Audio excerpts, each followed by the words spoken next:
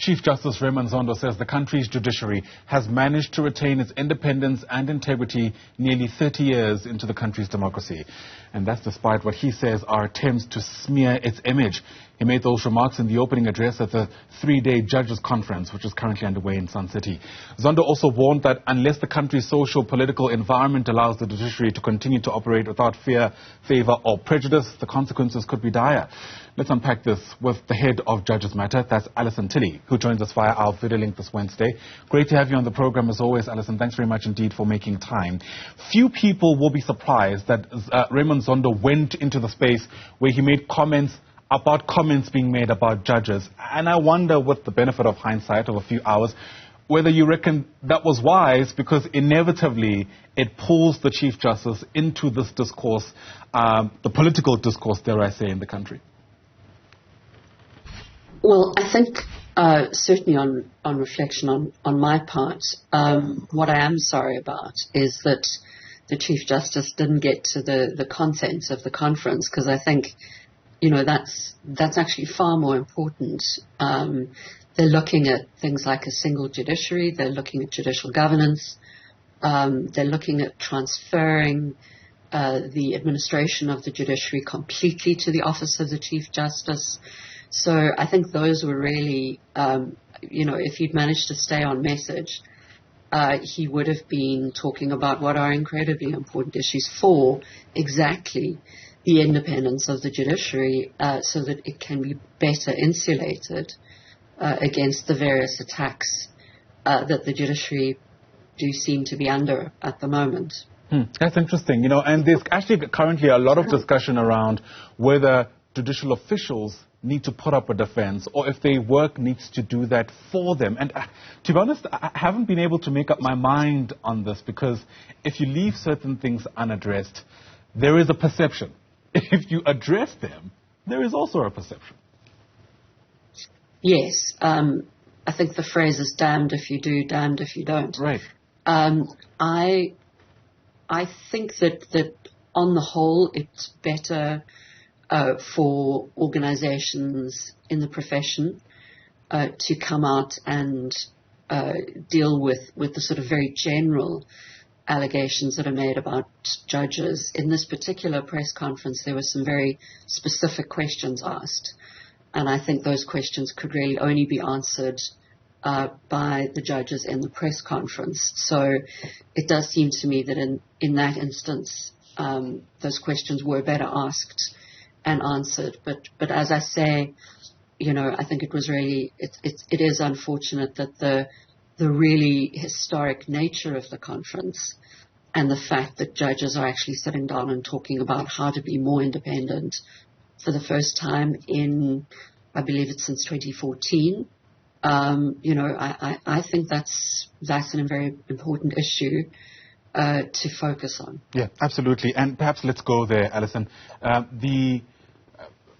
us place just how important this is. And as you do that, perhaps you can also capture for us what you reckon a successful conference looks like at the end of these 3 days, which I think is tomorrow, given the myriad of issues that the people who are there are hoping to address. Well, that may be the problem, is that there are so many issues, because you can imagine after so much time, all of the issues have built up right down to things like load shedding in the courts. But the big picture issues that the conference is really looking at is the question about whether we should still have magistrates and judges, or whether we should just have judges, whether we should have one seamless court system.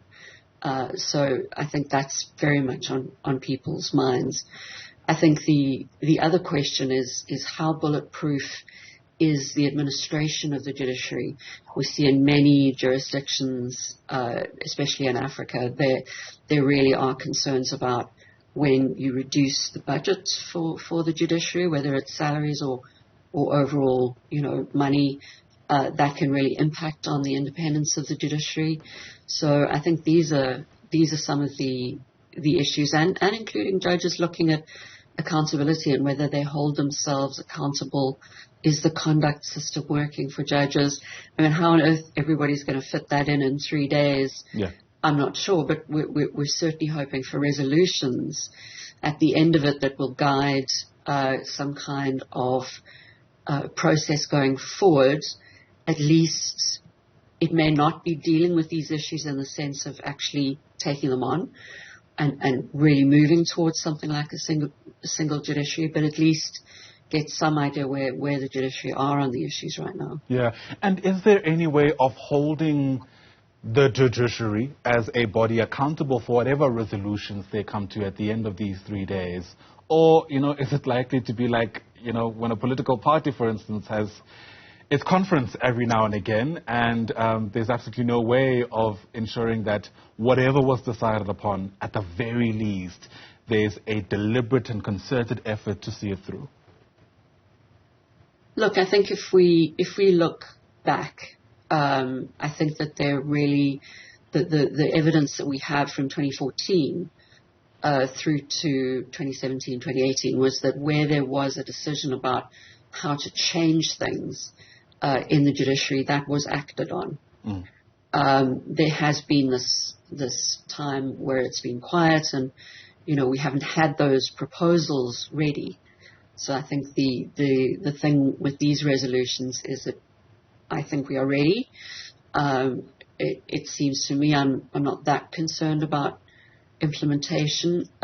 What certainly does need to happen is that the legal profession, and I think this is a point that was made in the press conference, the legal profession needs to step up and make sure that they are supporting these changes and thinking about them and, interrogating them.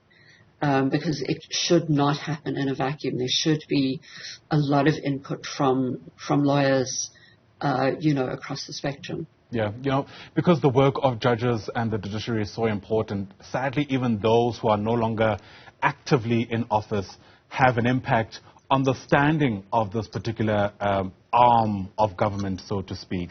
And I wonder how much attention you reckon that should get, the behavior of people who are no longer actively serving as judges and ways through which their remarks, perhaps, dare I say, their political leanings, impact the standing of judges who have to continue doing this incredibly important work for a couple more years to come. Well, the code of conduct is clear on it, and I think that what we certainly are seeing is a lot more speech from judges outside of courts, reflecting their views on the sort of issues of the day, and that always seems to me a risky approach, particularly because if that issue then comes before you in a court, you then would have to recuse yourself.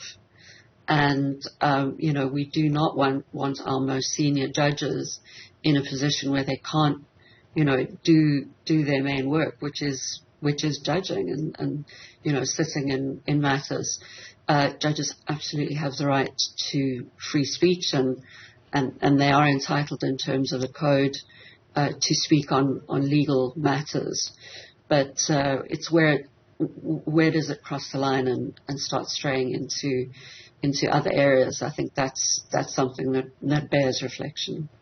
Absolutely. Plenty to think of, and hopefully we make some headway as we sort of near the tail end of this important conference. Alison Tilley, thanks for your take. Appreciate your time on the AM Report.